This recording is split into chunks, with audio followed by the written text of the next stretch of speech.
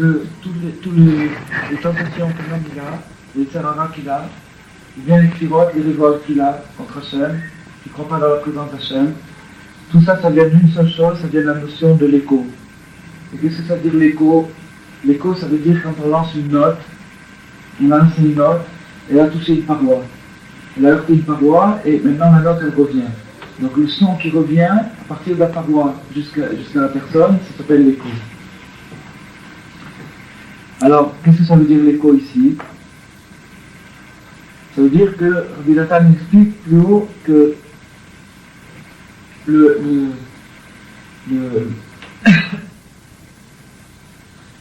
la création du monde, elle est comparable à de la musique. C'est comme si Hachem il avait joué de la musique. Elle est comparable à de la musique. C'est-à-dire que Hachem il a lancé des notes. Il a lancé des notes. Et ces notes-là, elles ont touché une espèce de paroi. Elles ont touché une espèce de paroi. Et maintenant, une fois qu'elles ont touché cette paroi, il y a un écho qui se fait. Rabbi Nathan explique que dans la musique, l'harmonie, ça consiste à trouver l'ajustement entre l'écho et le son. Le son, c'est la note qui est lancée, et l'écho, c'est la note qui revient. Donc maintenant, par exemple, prenons une guitare. Il y a la caisse de résonance. Dans tous les instruments, il y a une espèce de caisse de résonance. À quoi sert la caisse de résonance? C'est que le son qui est émis par le musicien au moment où il joue, il va toucher la paroi de l'instrument et revenir tout de suite.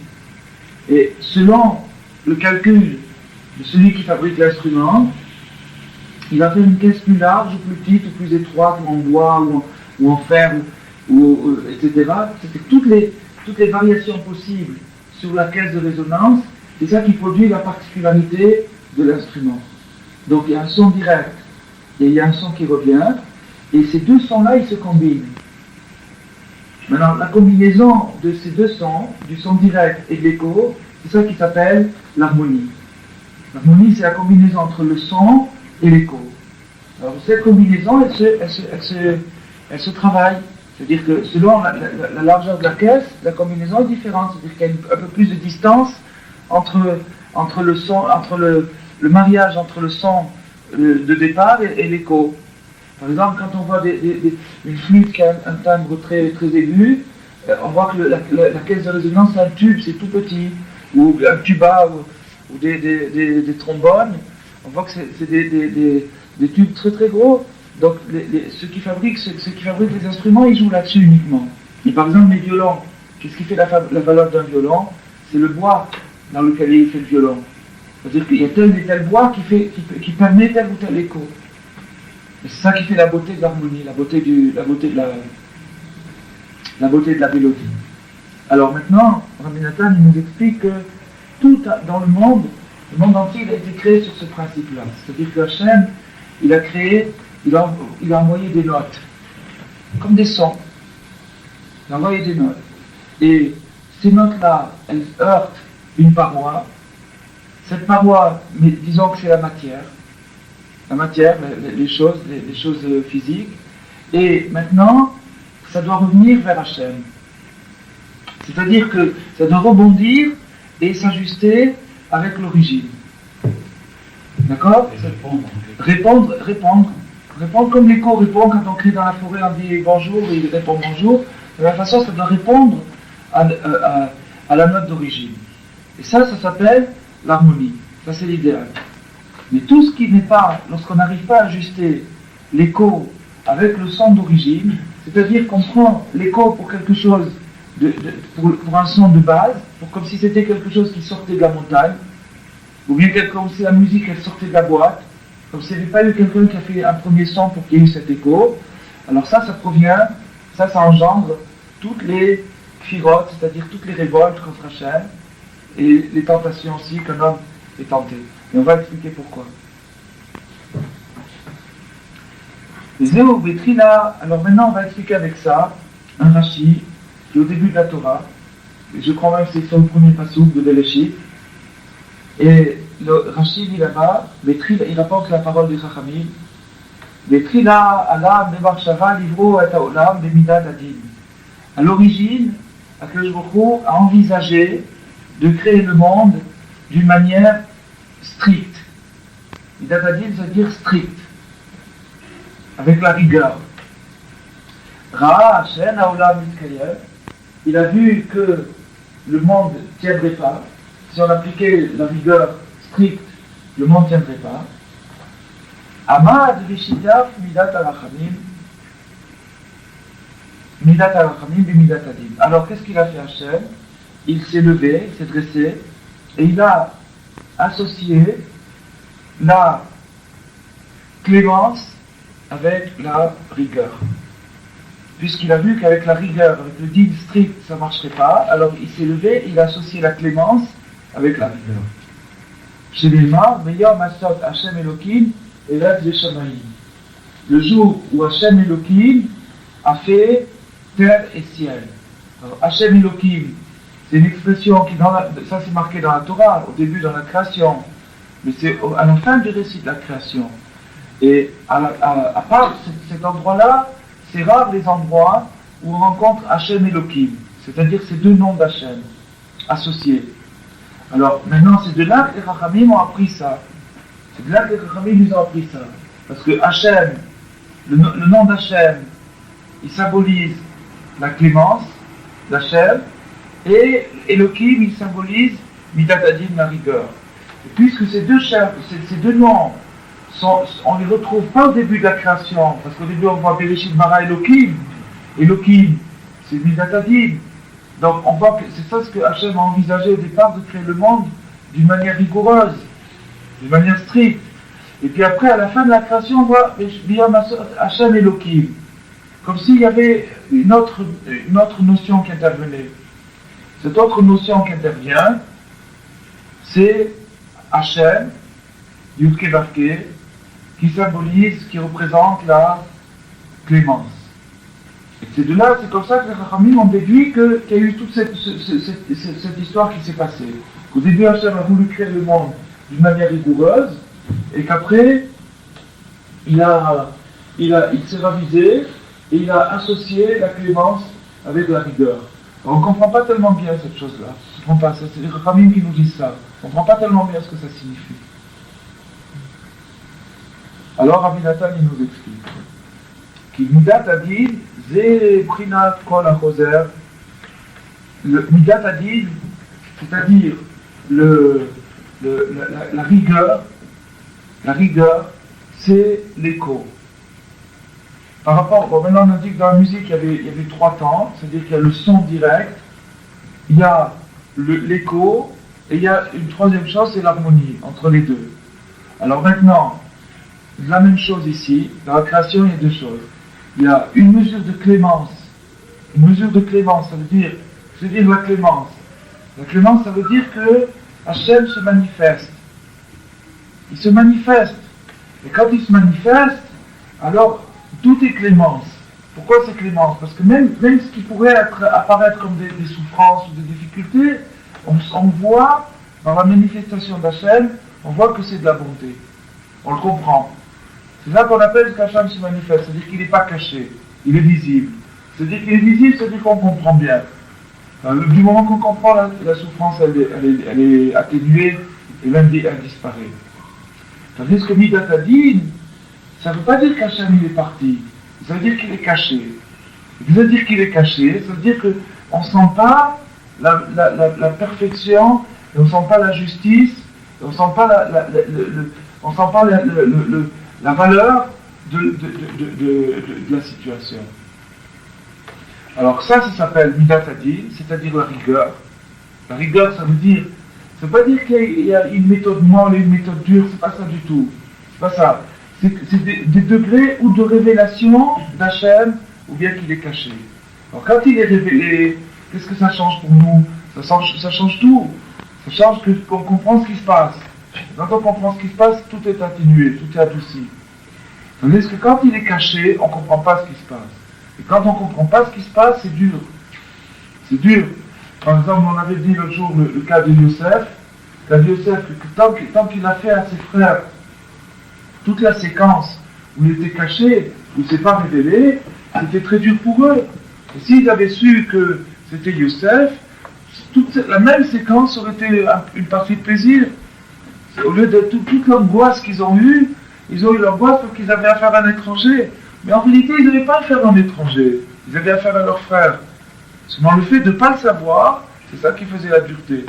Donc c'est l'ignorance, le fait de ne pas savoir, c'est ça qui fait la difficulté de la situation. La même chose avec Hachem. Quand Hachem il se manifeste, il dit je suis Hachem, Ani Hachem. Alors quand il a dit Ani Hachem, il a tout dit. Il a tout expliqué. Il a expliqué le sens de la souffrance, le sens du truc, pourquoi il y a ça, pourquoi il y a cette injustice, pourquoi il y a ceci, pourquoi cela. Automatiquement tout est atténué, tout est aboli. Mais quand il se cache, et dans quoi il se cache? Il se cache dans les lois naturelles, il se cache dans les événements. Et alors à ce moment-là, on se met à attribuer les événements à des causes. On se dit, si par exemple, s'il n'y avait pas eu celui-là, j'aurais pu faire une belle carrière. Ou bien s'il n'y avait pas eu ça, si j'avais pas attrapé ceci, si j'avais pas attrapé une grippe, j'aurais pu faire partir en vacances, ou des tas de choses. C'est-à-dire qu'on se met à attribuer à des causes, et alors à ce moment-là, c'est là où on rentre dans la difficulté. C'est ça la dureté. C'est ça la dureté. La vraie dureté, c'est ça. C'est-à-dire qu'on ne sent pas l'explication profonde des choses. On voit que les choses, vues d'extérieur, avec la cause première. Comme le Chafetz Chaim est. On ressent l'absence. On ressent l'absence. Bien sûr qu'on la ressent. On capte le bon moment, on capte l'absence de... On ressent l'absence parce que, c'est-à-dire que par exemple, en mettant quelqu'un qui est en colère, il est en colère parce qu'il a loupé une affaire ou quelque chose comme ça. Il est en colère contre qui? Il s'attrape à une cause. À quelle cause? Le Chafetz Chaim, il a donné un machal. Il a dit quand un chien, il est battu par un homme qui prend un bâton, il donne un coup de bâton. Le chien, il mord le bâton. Pourquoi il mord le bâton? Parce qu'il croit que c'est le bâton qui l'a frappé. Et en vérité, c'est le bâton qui l'a frappé. Mais le bâton, c'est seulement la première cause. Il y a une main qui tient le bâton. Seulement le chien, lui, il ne voit pas plus que c'est son dimayon, il voit le bâton qui a frappé son dos et il mord le bâton. Alors la même chose, quand quelqu'un il a loupé une affaire parce que pourquoi? Mettons sa femme, elle a oublié de téléphoner au type qui devait acheter le truc. Alors maintenant il est en colère contre sa femme parce qu'elle a oublié de téléphoner. Alors quand il est en colère contre sa femme, c'est comme s'il mordait le bâton. C'est pareil. C'est comme s'il mordait le bâton. Maintenant tous les ennuis dans la vie, toutes les tsarots, tous les trucs, ils viennent de cette philosophie du chien. C'est-à-dire du type qui mord le bâton parce qu'il a été frappé par un bâton. Alors ça s'appelle Midat Hadin. Ça s'appelle vivre dans la restriction, c'est-à-dire vivre dans une atmosphère d'obscurité. Et Hachem voulait créer que tout le monde entier soit comme ça. C'est-à-dire qu'on ne voit pas du tout, qu'on ne sent pas la moindre présence d'Hachem. Il voulait créer le monde comme ça. Attends, il va le dire.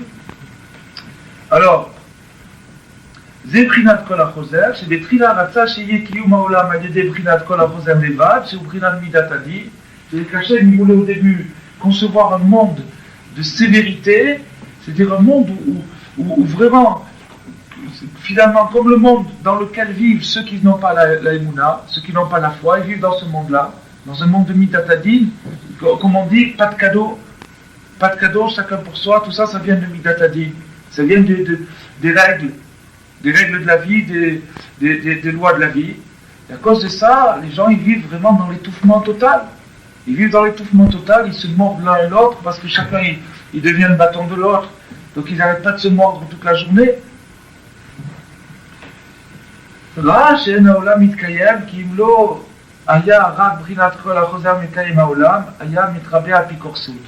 maintenant, si Hachem avait laissé le monde dans cet état-là, c'est-à-dire dans l'état de restriction, on voit pas du tout, il n'y a pas du tout la moindre trace d'une cause absolue, d'une cause suprême, alors ça aurait été l'enfer total.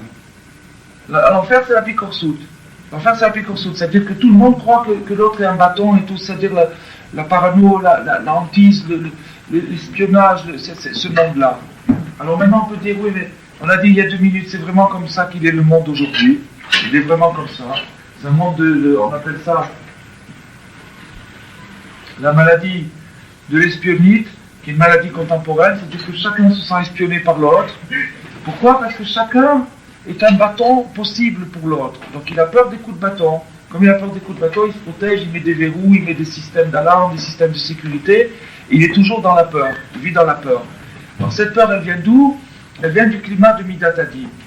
Mais maintenant, on a dit au début qu'Hachem a associé la clémence avec le din. Alors donc, il y a une question qui se pose. Si Hachem il a associé la clémence avec le din, comment ça se fait qu'on est dans ce climat de din?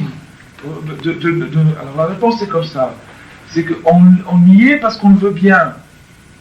Mais en réalité, Hachem n'a pas voulu les choses comme ça. Hachem, il nous a permis, il y a une possibilité d'en sortir. Il y a dans le monde tel qu'il est aujourd'hui, il y a une possibilité d'en sortir. Il y a une possibilité de sortir de la peur.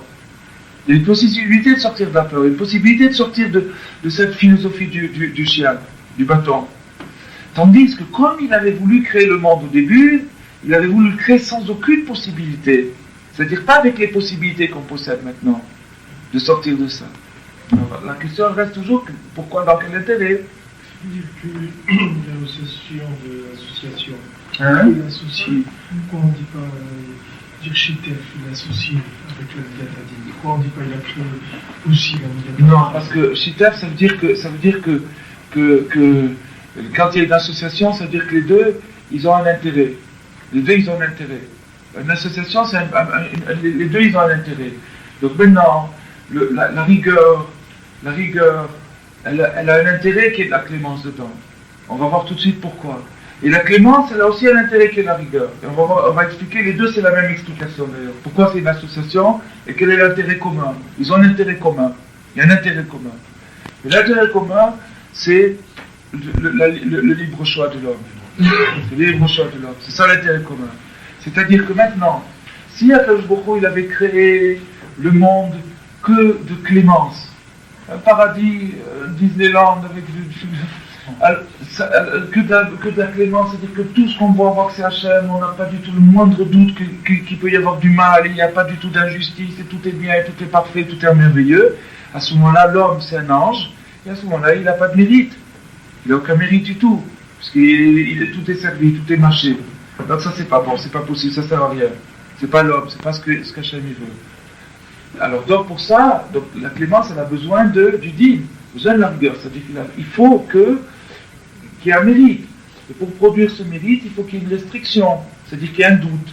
C'est-à-dire que malgré le doute qui m'est posé, je penche du côté de Rachamim, je pense du côté de la clémence. Alors là, j'ai gagné. Bon, maintenant, de l'autre côté, si c'est seulement din, alors à ce moment-là, je ne penserai rien du tout. Je vais m'enfoncer complètement dans le din et puis c'est fini. Et ça, c'est ce qu'il a vu Hachem au début. C'est-à-dire que l'idéal, ça aurait été que l'homme parte du din gamour, c'est-à-dire que de la difficulté totale, et qu'à partir de cette difficulté, il s'élève. Et ça, c'est les grands tzadikim, ils sont arrivés à ce niveau. Et quand Elohim, Italach Noah, Avram Avinu, Lifnei Elohim, chaque fois qu'on voit que Elohim, par rapport à un tzadik, ça veut dire que ces tzadikim, ils se sont fait rigueur à eux-mêmes terriblement. C'est-à-dire qu'ils sont allés comme s'il n'y avait pas de cadeau du tout. Ils sont allés au maximum de la rigueur et ils ont commencé à partir du maximum de la rigueur. Ils sont arrivés au plus haut de l'échelle. Mais pour nous, on ne nous demande pas ça. Pour nous, on ne nous demande pas ça. Pour nous, il y a un mélange et c'est à partir de ce mélange qu'il faut commencer. Maintenant, chacun, il doit comprendre ce que ça veut dire. Il y a une petite prina de ça. Une grande même, une grande, c'est-à-dire que maintenant prenons par exemple un exemple. Ça, il a l'exemple du machal qui a été donné, il est dit que Israël et Hachem se regardent dans les yeux. Et d'ailleurs, c'est marqué que le moment où Hachem et Israël se regardent dans les yeux, c'est le moment où on dit Kadosh, Kadosh, Kadosh. Si on lève les yeux, à ce moment-là, il y a un contact. Alors, il y a marqué, il y a un machal qui se dit qu'il se regarde dans les yeux. Alors, il donne un machal comme ça, il y avait une fois un père qui n'a pas revu son fils depuis longtemps, des années. Et le fils, il lui a fait un banquet pour son père. Il lui a fait un banquet. Et pendant le banquet, le père, il a dit, j'ai soif, apporte-moi de la bière. Et le fils, il est allé dans sa cave, il a amené du vin. Alors le père il a dit, alors le père il a bu le vin, il était content et tout. Les amis du fils, ils lui ont dit, écoute, ton père, ça fait 10 ans que tu ne l'as pas vu, il te demande de la bière, tu lui amènes du vin, tu ne respectes pas ton père? Alors le fils, il a dit, vous n'avez rien compris, mon père, je le connais mieux que vous, il m'a demandé de la bière parce qu'il ne voulait pas me faire des dépenses, mais moi je sais, je l'ai vu dans ses yeux qu'il voulait du vin. Voilà. Donc maintenant, c'est vrai que maintenant, nous, on parle d'un point de départ que la rigueur et la clémence sont associées. Et quelqu'un qui regarde entre les lignes, il voit dans le degré où il regarde entre les lignes, il va arriver à voir à plus de rigueur. C'est ce qui fait que quelqu'un qui veut se rapprocher d'Hachem, il devient de plus en plus rigoureux avec lui-même. Parce qu'il va capter une nécessité de plus de rigueur. Il va capter, mais ça il faut se méfier avec ça, parce que s'il va plus loin que ses capacités, il brûle. La rigueur ça brûle, c'est le feu, Midatadin c'est le feu. Midatadin c'est le feu. Donc s'il fait plus de rigueur qu'il peut en supporter, il brûle. Mais s'il en fait moins, alors il tombe dans un autre excès. Il y a une mesure. En tout cas, c'est pas ça qu'on est. D'ailleurs, entre parenthèses, la mesure, c'est ce qu'on parlait, c'est l'harmonie. Bon. רע שאין העולם מתקיים, כי אם לא היה רק מבחינת כל החוזר מקיים העולם, היה נקרא באפיקורסים, כי לא היה אפשר לאדם להשיג שהכל נמשך ממנו יברא. Il n'aurait pas été possible pour l'homme, entre parenthèses l'homme moyen, et l'homme moyen c'est celui dont on parle, hein, le moyen, c'est celui dont il est question. Alors, il n'aurait pas été possible d'atteindre la preuve que c'est l'homme moyen dont on parle, c'est que Mashiach n'est pas encore venu. Si on parlait de l'homme supérieur, c'est-à-dire des géants, des tzadikim comme Abraham Avinu, Yitzhak Avinu, des grands géants, alors ceux-là, ils sont déjà venus sur terre. Ils ont déjà prouvé ce qu'il fallait prouver. Mais l'homme moyen, il n'a pas encore prouvé. Et tant qu'il n'a pas prouvé, ça dure. Alors, שזה מבחינת התקשרות כל החוזר לכל הישר. Et donc maintenant, pouvoir ressouder, pouvoir rapporter ensemble les événements d'une situation avec leur origine. Donc les événements, c'est l'écho d'une idée. D'accord? C'est l'écho d'une idée. Les événements, c'est l'écho d'une idée. C'est-à-dire qu'il y a une idée motrice qui anime les événements. Une idée motrice qui anime les événements. Donc maintenant, si je prends les événements comme le chien il prend son bâton, c'est-à-dire je mords, d'accord? À ce moment-là, j'ai séparé l'écho du son original. J'ai séparé l'écho. Parce que si je raccroche les événements avec l'idée d'origine, à ce moment-là, ça s'appelle que j'ai attaché l'écho avec le son, et ça s'appelle la vraie harmonie. Ça s'appelle la vraie harmonie. Donc ça veut dire quoi? C'est que les événements, maintenant on parle des événements, en général des événements négatifs, des événements difficiles, des épreuves. Donc maintenant, c'est ça qui est difficile, c'est là où c'est difficile. Maintenant, si Hachem avait laissé seulement la rigueur, s'il avait créé le monde seulement avec la rigueur, à ce moment-là, il n'aurait pas été possible de donner un sens aux événements. Et le seul sens qu'on aurait donné aux événements, c'est qu'on aurait inventé, comme l'ont fait les apicorsim, on aurait inventé des causes, c'est-à-dire qu'on s'en serait pris, mais on aurait été obligé à faire ça. L'homme moyen, il aurait été obligé, il n'aurait pas pu faire l'effort d'aller plus loin que ça. Alors que maintenant, l'effort est possible. Il demande un effort, mais il est possible. Il est possible, on peut conquérir la foi. Le Baal HaTanya, il dit que le mot Imuna, il vient du mot Uman, qui veut dire un ouvrier, un artisan, et il explique par ça que la foi, ça s'acquiert et ça se travaille. C'est un métier. C'est un métier, ça se travaille. C'est pas quelque chose on dit on a la foi ou on n'a pas la foi. C'est pas quelque chose c'est pas un don ou un truc comme ça, ou un destin, ou une bonne étoile, ou un mazal. Pas du tout. C'est quelque chose que tout le monde a à la naissance et qui se travaille. Maintenant, comme Hachem a aménagé le monde en associant Midat HaRachamim, en associant la clémence, il a laissé une possibilité de développer, de travailler la foi. Parce qu'il y a suffisamment d'indications. Il y a suffisamment d'indications. C'est-à-dire que quand on prend un événement, c'est vrai qu'on peut dire, on peut l'interpréter de travers, en disant que c'est le hasard, ou c'est ceci, ou c'est cela, des tas d'interprétations, en disant que c'est le bâton qui m'a frappé, etc. Mais on peut aussi aller plus loin que ça. On peut aller plus loin que ça. C'est possible. On a des pistes, on a moyen, et en allant plus loin, on développe la Emouna.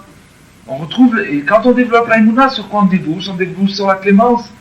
C'est-à-dire que ce qui était quelque chose de dur, ça débouche. Il se trouve que c'était vraiment une grande tova, un grand bienfait. Ça débouche sur la clémence. Ça, c'est possible aujourd'hui. Et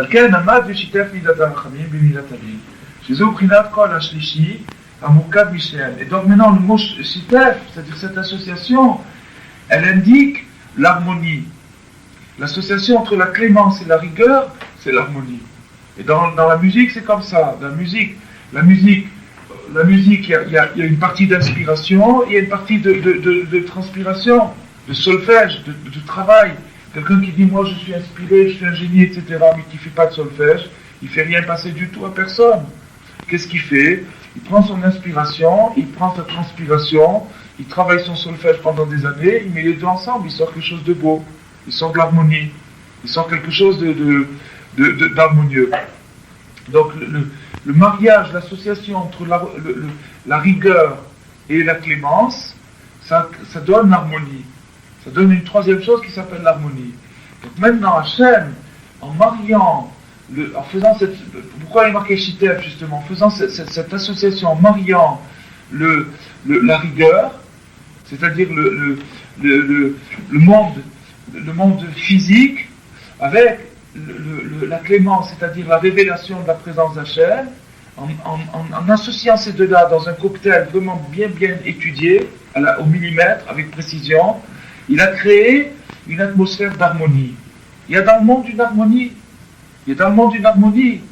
Alors maintenant, les gens, quand ils analysent le monde trop rapidement, ils trouvent des injustices, ils trouvent du désordre. Ça c'est vrai. Et Rabbi Nathan, il explique dans un endroit. Il dit que la majorité, toutes les injustices et tous les désordres, ils viennent des fautes de l'homme. Mais si on prend un endroit où l'homme n'a jamais mis ses pieds, on va voir que de l'harmonie. On va dans un endroit où l'homme n'a pas pollué, il n'a pas abîmé, on va voir de l'harmonie, on va voir l'oiseau qui mange le moustique, et après cet oiseau-là, il porte le manger d'un autre, et après il va dans une autre branche, et cette branche elle tombe. On va voir un cycle, une harmonie parfaite. On va voir une harmonie. Donc l'harmonie, elle est inhérente, sauf là où l'homme l'a cassée. Avec ses bêtises, avec ses trucs, il a détruit l'harmonie. Et dans le contexte où il vit l'homme, par exemple quelqu'un qui vit dans une grande ville, quand il est dans le métro ou un truc comme ça, il ne voit pas l'harmonie. Il ne voit pas du tout l'harmonie. Il ne la voit pas du tout. Il ne la voit pas, il ne la sent pas. Mais qu'est-ce que c'est le métro? C'est le fruit de l'homme, c'est le fruit de certaines tendances et de certaines erreurs, et d'accumulation de tendances et d'erreurs, etc. Et comme l'homme il est dans la nature, il voit l'harmonie. Donc cette sensation d'harmonie, ça lui permet c'est une ouverture pour la Emouna.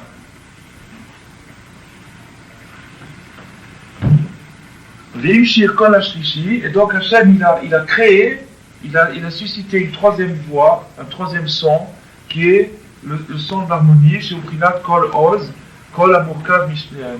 Une voix qui est la synthèse des deux voix.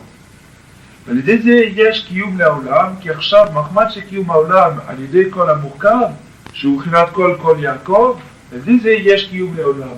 Et donc le monde, il peut se maintenir maintenant, parce que il peut se maintenir, il peut continuer, les hommes peuvent continuer à vivre sur Terre, ils ont une possibilité de vivre, grâce au fait que c'est ça, la dominante, c'est l'harmonie dans le monde, qu'Hachem a créé comme il l'a créé maintenant. On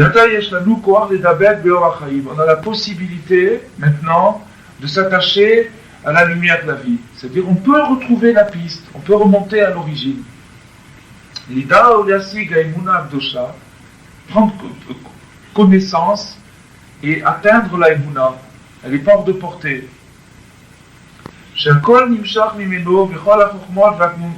הקוממיות שבלב, הנמשל מבחינת כל החוזר, מבחינת הדין, הכל נמשל ממנו יתברך בעצמו. Et donc maintenant on sait, grâce à ça, on sait que, grâce à ce principe, on sait que tout ce que, malgré que dans l'harmonie il y a aussi une partie de rigueur, et que non seulement ça, mais la partie de rigueur c'est l'essentiel, parce que le monde il a été créé pour ça, pour fournir un mérite, malgré ça, du moment qu'on sait le secret, comme pour reprendre l'exemple de Yosef, du moment qu'ils savaient que c'était Yosef, après il a continué à être très autoritaire avec eux, Yosef, après. C'est marqué dans le Midrash. C'est d'ailleurs pour ça qu'il est mort le premier. De tous les Shvatim, c'est lui qui est mort le premier parce qu'il a été autoritaire avec eux. Nahab Ba'em Rabbanut, c'est marqué, il a été autoritaire avec eux. Donc il a continué à être autoritaire avec eux, Yosef, après. Mais c'était Yosef. C'était Yosef. Du moment que c'était Yosef, ça passait, ils étaient contents et tout. Tandis que quand ils ne savaient pas que c'était Yosef, c'était un enfer. La même chose. Maintenant, il y a une partie Rachamim, il y a une partie harmonie et il y a une partie din. Cette partie din, tant qu'on ne sait pas d'où elle vient, d'où ça sort, est-ce qu'il y a un hasard, est-ce que c'est l'État, est-ce que c'est qui sait, un point, une interrogation, ça c'est l'angoisse. Ça c'est l'angoisse. Et quand on sait que c'est dur, mais ça provient de la justice, ça provient d'Hachem, à ce moment-là, ça devient supportable. Et c'est ça qui est Maoulam, c'est-à-dire que c'est vivable, la vie est possible. La vie est possible. Et pas seulement ça, Hachem Yitbarach B'atzmo, Bishvil HaBechira, qui kol HaChozer Eno Metziut Rak Mikol HaYashar, que maintenant, qu'en vérité, tout ce kol HaChozer, c'est-à-dire tout cet écho, qui est le din, qui est le côté dur, en vérité c'est une réflexion de la clémence, c'est-à-dire que en vérité, Rabbeinu explique dans l'écoute Moharan que la raison unique pour la... On ne peut pas se donner à soi-même, donc Hachem, puisqu'il ne pouvait pas se donner à lui-même, qu'est-ce qu'il a fait? Il a créé l'homme. Il a créé l'homme à qui il peut donner. Donc l'homme il ne va pas le créer dans le vide, il a créé un monde pour mettre l'homme dedans. Maintenant, tout ce qui converge autour de ça, c'est tout pour l'homme. Et pour l'homme, pourquoi? Pour lui donner. Donc maintenant, toute la difficulté qu'Hachem va créer pour que l'homme puisse mériter sa récompense, c'est tout de l'amour et de la bonté et de la générosité et de la clémence. Donc maintenant, et ça c'est la base de l'Emouna. Et pas seulement la base de l'Emouna, Rabbeinu dit que quelqu'un qui n'a pas la foi, sa vie, c'est pas une vie. C'est pas une vie. C'est une vie tant qu'il rigole, tant qu'il s'amuse, tant qu'il vit dans l'illusion. Mais si jamais un jour il atterrit, il se réveille, il a une difficulté ou quoi que ce soit, il n'a plus rien sur quoi s'accrocher. Il ne peut pas aller se plaindre aux statistiques, dire je suis parmi les 30% qui ont loupé. Il ne peut pas aller se plaindre aux statistiques, il ne peut pas aller se plaindre au ministre ou au médiateur ça y est, il est perdu, il est seul. Il est seul avec son angoisse. Parce que celui qui a la foi, quand il y arrive, il sait que c'est une difficulté. Cette difficulté, c'est l'écho de l'amour. C'est l'écho de la bonté d'Hachem. Cette difficulté, elle fait écho à un désir de donner. Pas un désir de prendre, un désir de donner. Ah, je n'arrive pas à comprendre, ça fait rien. Du moment que je le sais, au moins déjà, je sais que c'est Yosef, je sais que c'est le tzaddik, je sais que c'est juste, je sais que c'est pas qu'on n'est pas en train de me rouler. Donc je ne suis pas écrasé, roulé. Ça c'est déjà l'adoucissement, c'est déjà la consolation.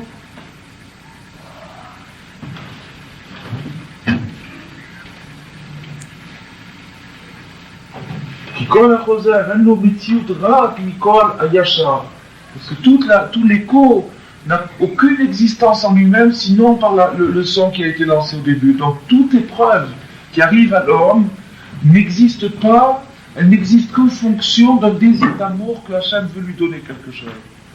Il veut lui donner quelque chose. Il n'y a pas moyen de lui donner autrement. S'il lui donnait autrement, ça ne s'appellerait pas donner. Ça ne s'appellerait pas donner. Ça s'appellerait, comme on gave des oies, on bourre une oie. Le oiseau, il appelle ça le pain de la honte. C'est-à-dire qu'on lui donne, ça ne s'appelle pas donner. Donner, ça veut dire qu'il reçoit pleinement. Et pour recevoir pleinement, il faut qu'il mérite. Et pour mériter, il faut que ça soit dur. Donc chaque fois que c'est dur, c'est dire qu'il y a un mérite caché derrière. Il y a un mérite à gagner là-dedans. C'est un cadeau qui est enveloppé dans des grillages, dans des épines. Quand quelqu'un il sait ça, c'est une autre existence. Il a transformé sa vie. Maintenant, on n'arrive pas à le savoir en permanence. On parle de l'exemple du chien, on peut le répéter 10 fois par jour, mais quand on reçoit le coup de bâton, tout de suite on le mord. Seulement, à force de faire ça, à force d'étudier ça, à force de se le répéter, à force de le dire entre nous et de faire des filotes, petit à petit, ça finit par rentrer en nous, petit à petit. Petit à petit. Et ça nous transforme, ça fait un autre homme, une autre personne, 2 personnes. C'est le cas qu'il avait expliqué dans Yitzhak Schwartz, dans les camps. 2 personnes. Il nous a dit dans les camps de concentration.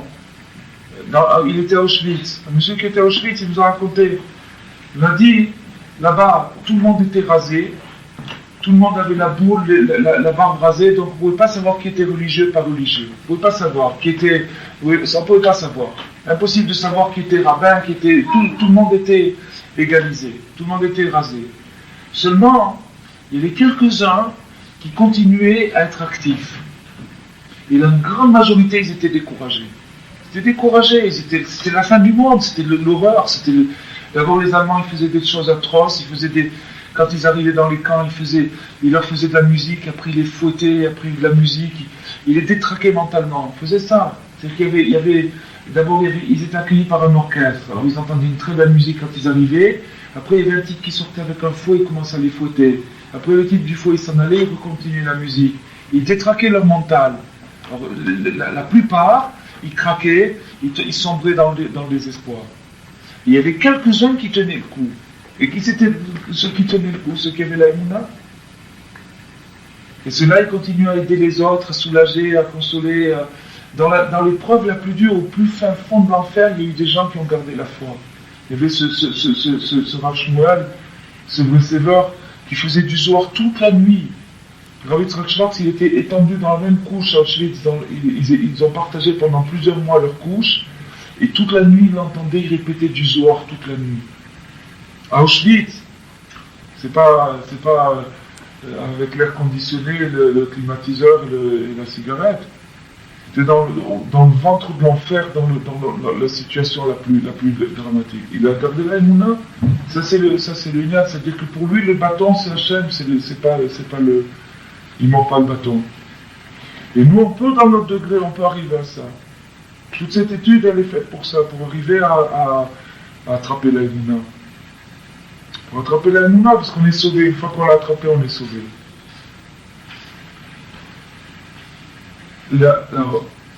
ישנו כוח להשיג על ידי הרכבת הקול שהרכיב וחיבר השם יתברך בעצמו שני הקולות יחד שהוא בחינת שיתוף מידת הדין בין רב ועמיר כנ"ל ולו לזאת לא היה כוח לאדם להישבר הבחירה כלל.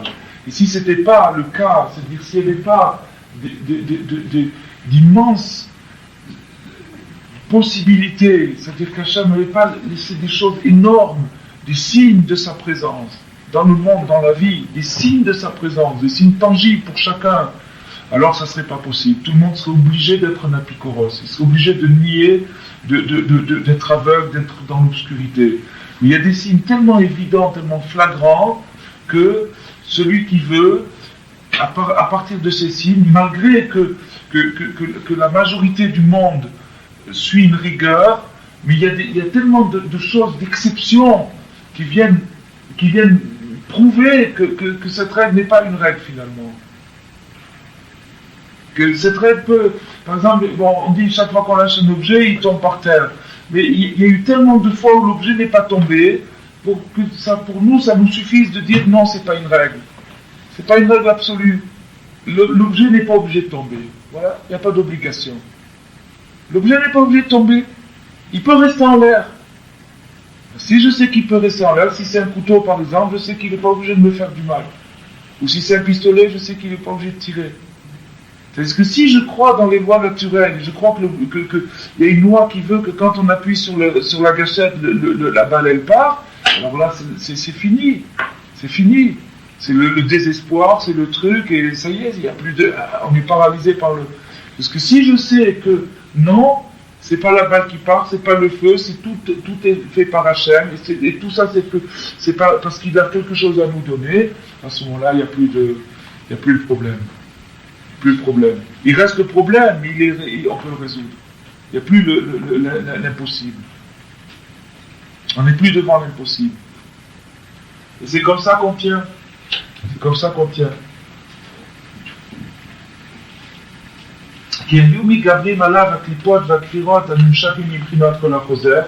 donc l'atmosphère d'écho qui est les clipotes, c'est-à-dire les clipotes, ça veut dire l'obscurité, les carapaces, ce qui voile la vue, ça se serait épaissi à un tel degré que personne n'aurait pu y résister. Tout le monde aurait été obligé d'être convaincu qu'il n'y a pas d'autre issue, que c'est comme ça. Comme le sont la majorité des gens, et ça c'est parce qu'ils le veulent bien, ils peuvent échapper, n'importe qui. Léo Hanavi, il a dit n'importe qui soit juif, qui soit pas juif, homme, femme, qui soit libre, qui soit pas libre, n'importe qui, il a une issue. Il peut. Il a des signes, il reçoit des signes, il reçoit des indications. אבל עכשיו יש לו כוח להטות לבבו אל האמת לבחינת כל הישר. Et donc nous avons dans le monde tout créé comme il est créé, comme Hachem l'a créé, une possibilité d'orienter son cœur vers l'honnêteté, c'est-à-dire de ne pas tricher, devant l'explication honnête des choses, de ne pas tricher.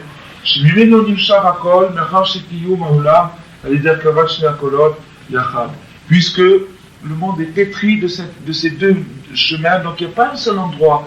Même la situation la plus désespérée, il y a toujours un petit signe d'espoir.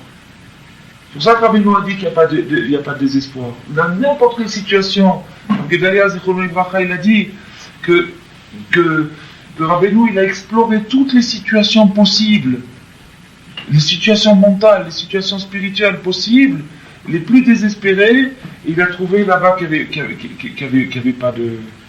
Et il a dit, il a laissé là-bas une petite bougie, il a laissé là-bas une petite lumière. Il n'y a pas une situation où Hachem ne met pas un signe que ça peut s'arranger, que ça a l'air complètement coincé, ça a l'air qu'il n'y a pas d'issue, ça a l'air qu'on ne pourra pas s'en sortir, que pendant qu'il y avait l'occupation en France, les gens ils avaient l'impression que jamais les Allemands y partiraient, que ça allait durer toute l'éternité. Et voilà, il y a eu un moment où ça a été la libération. Et chacun dans cette savoir, c'est la même chose. Il a l'impression quand il est dedans que ça va être toute l'histoire comme ça, que ça a toujours été comme ça, que ça sera toujours comme ça. Et puis un beau jour, crac, 2-3 trucs, un truc, et ça y est. Moi, cher Youssef, une heure avant qu'il sorte. Ouais. Qu'est-ce qu'il y a eu? Non, Youssef, il était 12 ans présent. Ouais. C'est une heure avant qu'il sorte. Quelqu'un serait venu lui dire dans une heure tu vas te le voir d'Égypte. Il aurait dit tu es fou, qu'est-ce qu'il te raconte? Et c'est une heure après, il était le roi d'Égypte. L'Égypte, il était plus prisonnier. Ça faisait 12 ans qu'il était dans le cachot. Exactement. Un juif, il est pétri de l'idée au fond de son cœur, et c'est ça que la Torah nous amène, c'est pour ça qu'on étudie la Torah, au fond de son cœur, que tout peut changer en une seconde, qu'il n'y a pas de loi naturelle, qu'il n'y a pas d'obligation, que rien, il n'y a pas d'obligation du tout. Il n'y a pas d'obligation. Et maintenant, ce qui apparaît comme des obligations, c'est-à-dire que le feu il brûle, ou que l'eau elle éteint, ou toutes ces choses-là, ça c'est voulu pour créer un climat dans lequel on puisse oublier Hachem. C'est voulu. Hachem, il a créé une illusion, une illusion dans laquelle on puisse imaginer que les choses sont livrées à elles-mêmes. Et que moi aussi, je suis livré à moi-même, et donc je fais ce que j'ai envie. Je me défends, je me bats. Ça, c'est l'illusion. Mais celui qui ne veut pas accepter cette illusion, il se base au contraire sur les signes du contraire, et il voit que ça s'explique encore mieux. Finalement, la science, elle arrive sur des mystères. Il n'y a aucun savant qui niera ça. Tout le monde est d'accord là-dessus. La science, elle arrive sur des milliers de mystères inexplicables. Donc maintenant, le peu qu'elle explique, elle s'appuie sur le peu qu'elle explique et elle élude les mystères. Comme le Racham et le Tam. Quand l'envoyé du roi, il lui a dit, mais alors si c'est comme ça, comment se fait-il? Il a posé une question, il a dit, ça on verra demain. Ça on verra demain. Comprenez ce que je veux dire? Maintenant, quand on prend quelqu'un qui a des vues scientifiques ou un truc comme ça, on lui dit, bon alors si c'est comme ça, mais explique-moi ce phénomène par exemple. Alors il dit, oui, ça peut s'expliquer, ça n'a pas encore été expliqué. Non, explique-moi-le tout de suite. Il va dire, s'il est honnête, il dira, je ne peux pas te l'expliquer. Alors tu ne peux pas m'expliquer, donc tu es un croyant comme moi. Seulement toi tu crois dans un savant et moi je crois dans Hachem. S'il n'y avait que des certitudes du côté de la science et du côté de la foi, des doutes et des certitudes, alors on dirait, on est boiteux. Mais là, c'est vraiment bien équilibré des deux côtés. Si on regarde dans la science, elle est basée sur des postulats, elle est basée sur la émouna. Les gens ajoutent des foi dans des gens qui n'ont jamais connu. Le monde entier peut croire à une théorie pendant des siècles, et puis après il y en a un qui arrive, il prouve que c'était complètement de la fantaisie, la terre carrée, la terre plate, la terre carrée, le ciel, et toutes ces choses-là. על-ידי הכרה שני הקולות יחד כנ"ל, כי עצם הקול הישר בעצמו, אי אפשר לגלות כדי שלא יתבטלו במציאות.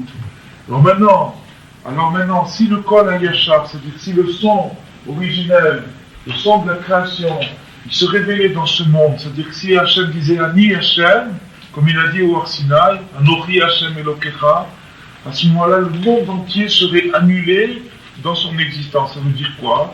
Ça veut dire que tout le monde deviendrait un malach. Il deviendrait un ange.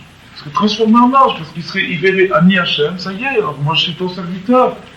Alors donc, mais s'il ange, alors il n'existe plus en tant qu'homme. Il n'est plus un homme, mais ça c'est pas ce qu'il veut Hachem. Hachem il veut qu'il y ait des hommes. Donc c'est pour ça qu'il n'y a pas la révélation de cette voie-là. זהו בחינת מה שאמרו חז"ל, ועשה מרא מאמרות נברא העולם, והקשו שם הנה ויאמר דבראשית תת נינהו. Alors maintenant, la Gemara nous dit que le monde a été créé par 10 paroles, et tout de suite là-bas, où la Gemara nous dit que le monde a été créé par 10 paroles, elle pose une question, mais non, le monde n'a pas été créé par 10 paroles, parce qu'il y a 9 paroles seulement. 9 paroles. Si on prend la Genèse au début, Bereshit bara Elokim, on va voir qu'il y a marqué 9 fois Vayomer. Vayomer Elokim, c'est marqué 9 fois. Donc c'est pas 10, c'est 9. Alors pourquoi dire 10 paroles? Les Tirtsou, la réponse c'est quoi? Bereshit Nami Mama, que le mot Bereshit, le mot Bereshit, le premier mot de la Torah, qui veut dire au commencement, où il y a marqué Bereshit bara Elokim et Hashamayim v'taretz, au commencement Dieu a créé le ciel et la terre, il n'est pas marqué et Dieu dit que le ciel et la terre soient. Il n'est pas marqué. Marqué au commencement Dieu a créé le ciel et la terre. Il n'est pas marqué et Dieu dit que le ciel et la terre soient, comme ça a été dit pour la lumière par exemple, ou pour toutes les autres créations. Toutes les autres créations, il est marqué et Dieu dit que la lumière soit. D'accord? Mais pour le ciel et la terre, il n'est pas marqué comme ça. Il est marqué Bereshit bara Elokim et Hashamayim v'taretz. Donc la première phrase de la Torah, qui est un ordre de création, n'est pas formulée explicitement. Il n'est pas marqué Vayomer. Il n'est pas marqué il a dit. Natal Yechaora Kashem Adoua Bemet Loktiv Gam Bemamar Arishon Vayomer. Pourquoi est-ce qu'il n'y aurait pas marqué Vayomer? Pourquoi il n'y a pas marqué Dieu dit au début dans la première parole? Comme dans les 9 autres. Alors la réponse c'est que le Bereshit, la première parole, la première phrase, ou Prinat Mamar Arishon, ou Prinat Kol Hayashar. C'est ça le son originel. La première note que Hachem a envoyée, c'est la première parole. La première parole, c'est-à-dire la première phrase de la Torah, c'est la note originelle de toute la création. C'est le son que Hachem a envoyé pour créer tout le monde entier.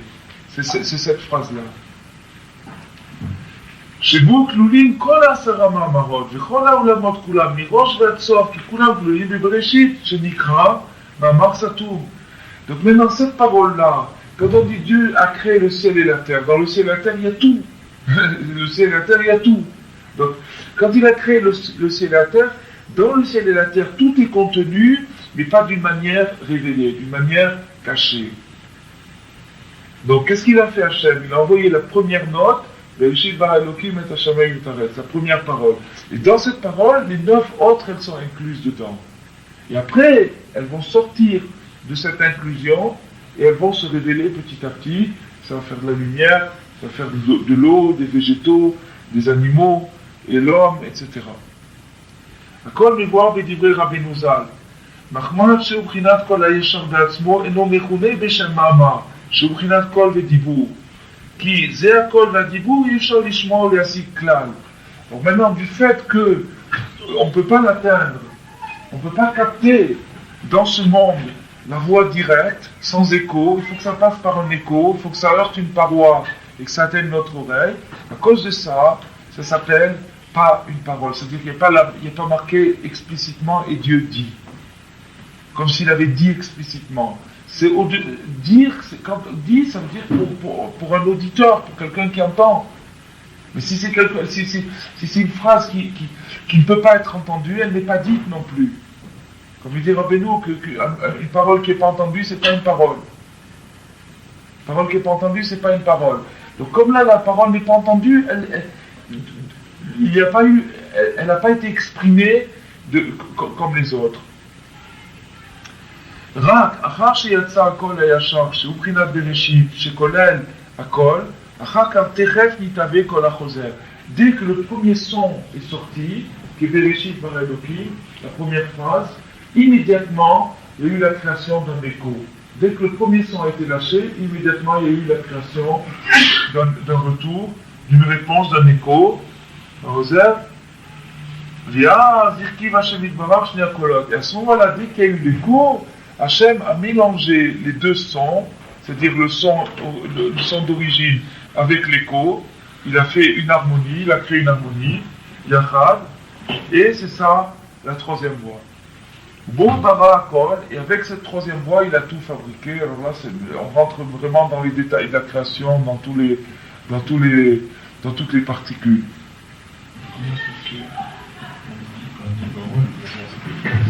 Comment? Pareil. Avoir une phrase, c'est pareil. Pareil. Avoir une phrase, c'est pareil. Une phrase, c'est une suite de mots. Les mots, c'est des paroles, c'est pareil. Peut-être, Vayomer de Bereshit, Shebrinat Kol Shefshar Lishmoa. Donc maintenant, les 9 paroles de Bereshit, où Hachem il a dit Vayomer, c'est des paroles qu'on peut entendre. Ça veut dire quoi? Ça veut dire que c'est tangible. C'est tangible, on peut voir les arbres, on peut voir le feu, on peut voir l'eau, on peut voir les montagnes, on peut voir on peut voir l'homme, on peut voir les animaux. C'est tangible. Ça, voir, ça veut dire entendre, c'est-à-dire qu'on entend la parole d'Hachem par ces choses-là. נמשכים מבחינת כל החוזר והישר המורכבים בפרטיות ונתחלק למינים שהם כל הדברים שנבראו על ידי תת מאמרות. Et après ça se subdivise dans toutes les petites catégories, toutes les petites espèces, tous les trucs, toutes les subdivisions de toutes les choses qu'il y a sur terre. Dans les 6 jours de la création. Qui le prinat Bereshit Ma'amar Satum, Kol Yashar Sham, Aya Akol Kalul Beyachad, Velo Aya Efshar Adaïn Yakir Pratut. Maintenant, dans le premier son que Hachem a lancé, c'est-à-dire la première note, pour reprendre le machin de la musique, dans ce premier son, pourquoi on ne pourrait pas voir un arbre, un canard, une rivière, un pont, une maison, tout ça, on ne pouvait pas voir, parce que tout est inclus dans l'unité. Quand elle est inclus dans l'unité, il n'y a pas de distinction, il n'y a pas de choses. À partir du moment où c'est revenu en écho, alors là, c'est là où commencent les distinctions, les précisions, la différence entre les choses. להכיר בפרטיות הבריאה. מחמד שזה הכל סתום ונעלם מאוד, וזה עיקר עבודתנו לכלול הכל מבחינת בראשית. Et donc maintenant, toute la Torah entière, elle tient dans ce mot Bereshit. Parce que tout notre travail, tous nos efforts, ils doivent converger pour ramener tout, rebrancher tout ce qu'il y a autour de nous, tous les événements, toutes les choses de la vie, dans le mot de l'origine. Dans l'origine, dans ce son d'origine, tout rattaché à ça. De tout réinclure dans cette origine. L'Arzila, Akol et Shorcho, Nidao Le'amid, Shakol Nimshach Mimeno Levad, pour savoir et comprendre et accepter et croire que tout vient d'Hachem, qui est Mitziut l'école à Choser, qui est l'école à Yachar, et de rentrer dans la tête cette règle qu'il n'y a pas d'écho sans son original, sans note originale. Il n'y a pas d'écho tout seul. Un écho ne vient pas, la montagne elle ne se met pas à parler comme ça. Si elle dit bonjour, c'est parce qu'il y a un bonhomme qui a dit bonjour. C'est ça les 10 mélodies, les 10 mélodies sacrées, qui sont les 10 paroles d'Hachem, qui sont le grâce auquel on arrive à trier entre le bien et le mal. C'est-à-dire le bien et le mal, c'est-à-dire la foi, la lucidité, le fait de comprendre que tout vient d'Hachem, et le mal, ça veut dire l'obscurité, l'obscurantisme, le matérialisme. Et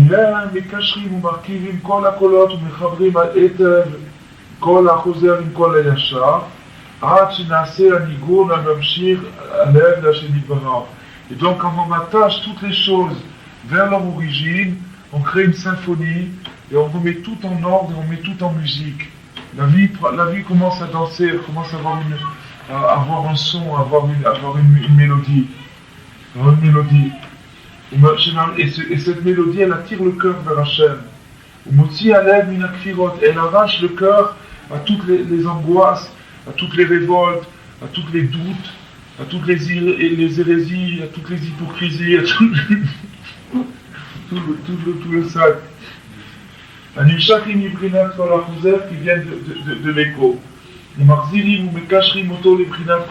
Il s'attache avec le son d'origine, avec la première note, avec le Bereshit, l'origine. Les Prinat d'écoute de Hachem Yitbarach. Shikaro, à l'idée Prinat Asalé Mivina. L'essentiel d'attachement avec Hachem, c'est par la musique. Rabbeinu, il a dit ça. Par le chant, par la musique, en chantant dans la tfila, en chantant dans l'étude, en chantant dans la rue, en chantant quand on a... En chantant. C'est comme ça qu'on attache son cœur vers Hachem. Parce que chanter, ça veut dire prendre des notes un peu partout et les mettre ensemble et les élever.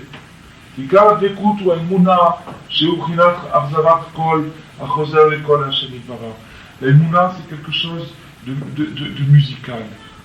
La Mouna, c'est quelque chose de musical. On a dit tout à l'heure que ça se travaille, il y a un solfège de la Mouna. Il y a un solfège de la Mouna, ça se travaille, il y a des gammes, il y a des arpèges, c'est un travail musical, la Mouna. Et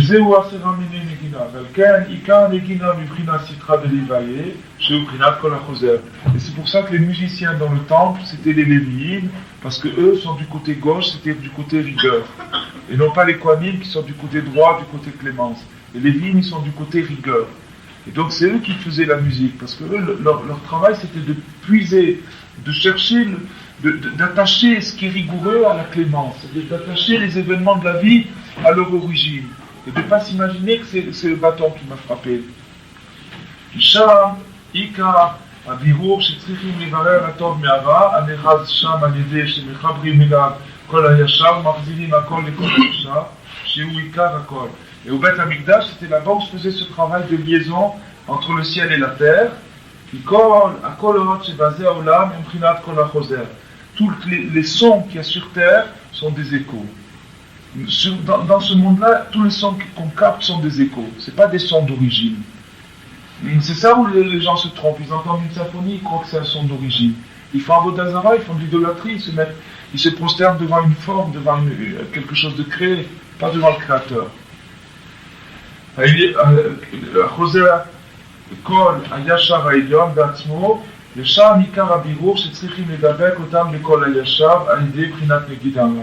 Et donc, c'est l'essentiel du travail, c'est l'essentiel du travail, du solfège de la musique, c'est d'arriver à attacher tous les sons qui sont des échos à la mélodie d'origine, et c'est ça qui fait l'harmonie, et c'est ça le but de notre travail de Bnei Israël. Qu'on soit heureux d'arriver à ça, chacun de faire une belle musique. Il dit toujours dans les Yitzhak qu'on arrive à entendre la belle musique, le joli nigoun. Il y avait une fois, il y a un machal dans le grand Ben Nachman du Ramel. Il y avait une fois un musicien qui jouait de la musique. Il y avait autour de lui des types qui entendaient la musique, ils dansaient, ils étaient enivrés par sa musique. Et de loin, il y a un type qui a vu ces fous qui dansaient comme ça, il a dit c'est des fous, et lui il n'entendait pas la musique. C'était une musique qui était divine, elle était une musique extraordinaire, et les autres ils étaient enivrés par cette musique. Et l'autre qui n'entendait pas la musique, il les prenait pour des fous. Alors le Klal Israël, il est comme ça. Le Klal Israël, il est mu, il est animé par une musique que les nations, les goïms n'entendent pas. Ils n'entendent pas cette musique-là. Alors ils n'entendent pas, ils disent mais pourquoi les juifs ils font des cabanes, pourquoi? Parce qu'il y a une musique qui nous porte à faire cette cabane. C'est une musique. Il y a une musique de Sukkot, il y a une musique de Pessah, une musique de Tisha B'Av, une musique de Rabbi Nathan, il dit que les musiques de Rosh Hashanah, tous les nigunim, c'est les habits de la Shrina. Il dit que tous les nigunim niflaïm, il dit les nigunim niflaïm qu'on chante à Rosh Hashanah, c'est les habits de la Shrina. Alors le peuple juif, il est mu par une musique qui ne s'entend pas. Alors les gens, c'est pour ça qu'ils nous prennent pour des fous. Et ils disent pourquoi il met des franges, pourquoi il met tout ça, c'est une musique, parce qu'il entend une musique. Alors ça s'appelle danser, ça veut dire qu'il danse avec la musique. Il danse avec la musique. Alors celui qui n'entend pas, il se dit, bon, il y a quelque chose qui ne va pas, pourquoi il gesticule, qu'est-ce qu'il a, il est dérangé, alors qu'en vérité, l'autre il est le plus heureux du monde. Hein? Oui, ouais, c'est pareil, avec les Walkman c'est pareil. On voit les gens qui écoutent un Walkman, ils entendent ils bougent dans tous les sens, parce qu'ils entendent, l'autre il n'entend pas.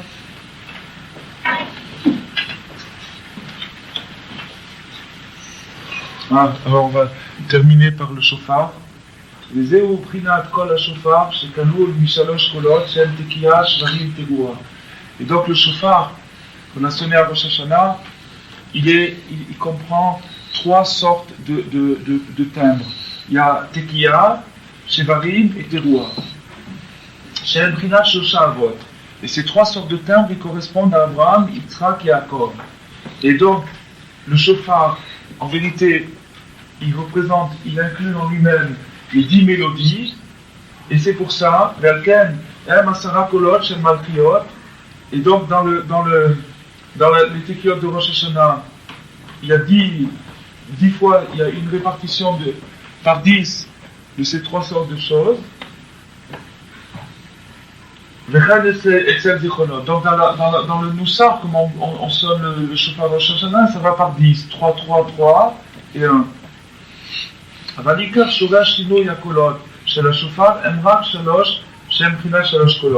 les trois timbres principaux du shofar, c'est 3. Tekiya, Shvarim, Tegua.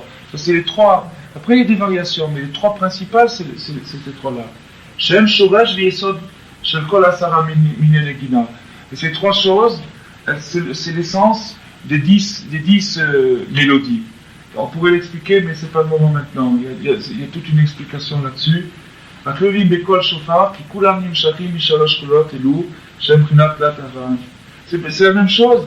Il y a des gens qui payent 100 francs, 200 francs, 300 francs pour écouter un concert. Et nous, on paye 3000 francs pour aller écouter un shofar à Rosh Hashanah.